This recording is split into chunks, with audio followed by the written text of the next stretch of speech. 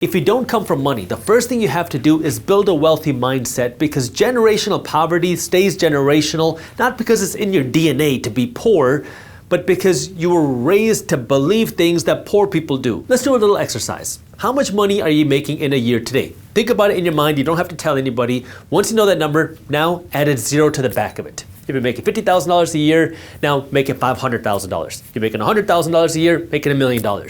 What do you need to do to make that happen? The first thing that people think is, what are you talking about, Jaspreet? How in the world do you expect me to go from $50,000 to $500,000 a year? My boss is not going to give me that raise. That's impossible for somebody like me. And this is where we have to change that thinking. If your goal is to achieve a certain outcome, in this case, wealth, financial freedom, call it whatever you want, you have to take certain actions to make that outcome happen. Well, those actions only happen if you think that you can take the right action to achieve that outcome, and you're only going to think that way if your subconscious can think positive, wealthy things. So you have to change how you think. You have to rewire your brain, because if you were bred to think like the majority people, you have to rewire that brain.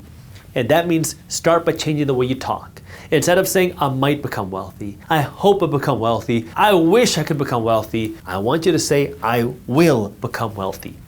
Period.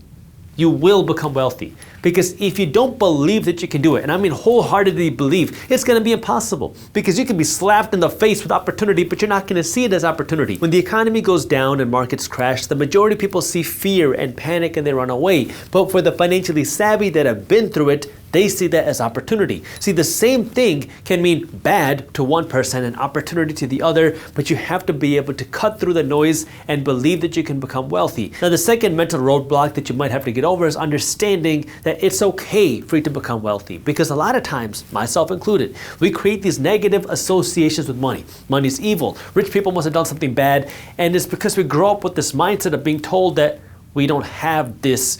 That's for those types of people. Rich people have done this. Rich people are evil. You have those negative associations with money.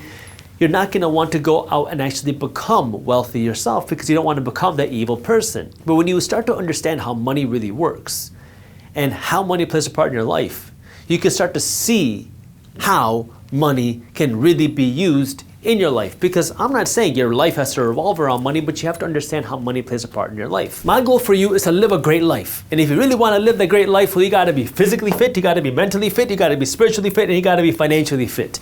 Money is just one part of your life. When I talk about being physically fit, look, it's good to be jacked. It's good to be healthy. It's good to be in good shape. You don't want to be morbidly obese, because now if you are, the only thing you care about is being healthy again. So yeah, take care of your health. Work to get that six-pack. Get in the gym. Put down the donuts and ho-hos and get on the treadmill. Number two, when we talk about mental fitness, look, you gotta be happy. Your money is not what's gonna make you happy. Your money might make you happier. It might give you more things that will make you more happy. But if you're surrounded by toxic people, if you're surrounded by people that keep putting you down, if you're surrounded by people that keep making you feel like crap, you got to get away from that. Sometimes the depression and anxiety that you feel isn't caused by things in your brain. It's caused by the people that are around you, and you got to get away from it. That way you can actually heal your brain and you can actually feel more mentally happy. You got to figure out how you can do that. Maybe you have something going on. Maybe you need to talk to a specialist. Maybe you got to get some real medical attention. Whatever it is, take care of your mental health. Then it's your spiritual fitness. Look, I'm not saying go out and be religious, but I believe that every single person has a purpose. You might not know what it is yet, and it might change time to time, but you got to think, what is your reason to get out of bed every single morning? If you woke up tomorrow and there was $10 million in the bank account, what are you going to want to do? After you travel for 6 months and buy a Lamborghini and a Ferrari, then what?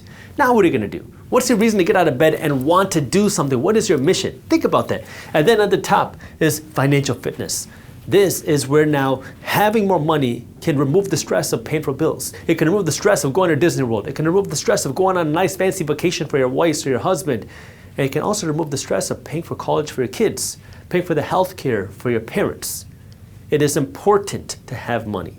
Money is important because it can remove a lot of the financial stress, but it's not going to fix everything here. You got to work on getting jacked, you got to work on being happy, and you got to work on being spiritually fit, but you also got to work on building that financial fitness as well. Once you build a mindset to think like a wealthy person, now we can move on to step number 2, which is stop the financial bleeding. Now we're going to get into the actual practical stuff, because if you ever feel like you get a raise, but you don't see any more wealth, you don't see any more money in the bank account, Well, there's a problem. When most people make more money, they go out and spend more money. It's called lifestyle inflation. You get a raise, so BMW gets a raise. You get a raise, your landlord gets a raise. You get a raise, Delta gets a raise. Because as you make more money, you want to show it off. You just got this nice new promotion, you need a new home. You got this nice new raise, you need a new car. You got this nice new thing at work. Let's go celebrate. So we want to go and pay and spend. And I get it.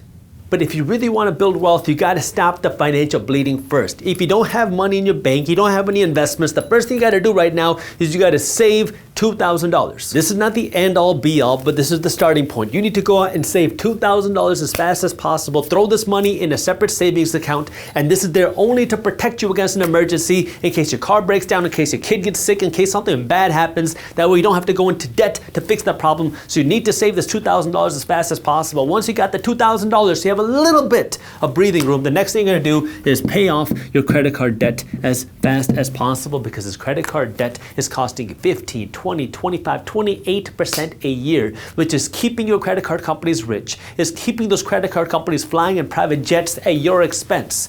So you need to do this as fast as possible. During this stage, if you don't have $2,000 saved, or if you have credit card debt, you are in what I call the financial danger zone. Because right now, you are in financial danger. If you are in this situation, you got credit card debt, you don't have $2,000, you are in the financial danger zone, and you want to get out as fast as possible, because this is money that you are burning. You are throwing it in the fire, you were just dumping it down the drain, and we got to turn that around. During this phase, if you have credit card debt, if you don't have $2,000 saved, this is where you want to make the extreme sacrifice. I know this is not fun, but it will pay off dividends for the rest of your life if you can get serious about this. And you can pick how extreme you want to go. But the more extreme you go to pay this off, to save this $2,000 as fast as possible, the nicer and the wealthier you are going to be able to live.